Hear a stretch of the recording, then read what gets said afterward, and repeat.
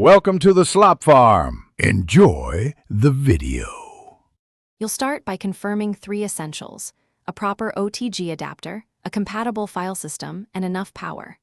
Plug the adapter into your phone first, then connect the SSD. This order helps Android recognize new devices.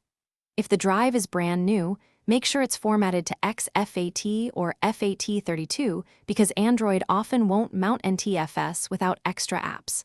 Once the hardware is connected, watch for a notification or open files to see the drive. Make sure to allow any permission prompts Android shows. Once the SSD is physically connected, open your file manager and grant storage permissions so Android can access the drive.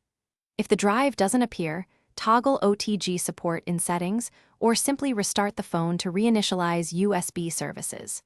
You may need to manually mount the volume from the storage settings. Mounting resolves access and permission errors.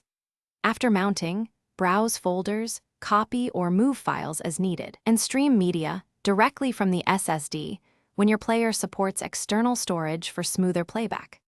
To finish, always unmount or eject the SSD from Android's storage menu before unplugging to prevent corruption. If the drive isn't detected, make sure the OTG adapter and cable are functional.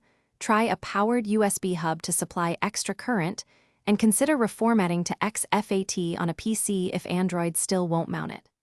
Also, make sure your phone's battery won't die during large transfers. One key troubleshooting tip: swap the adapter and power source first. They solve most connection failures. Thanks for watching. Consider subscribing if we helped you today.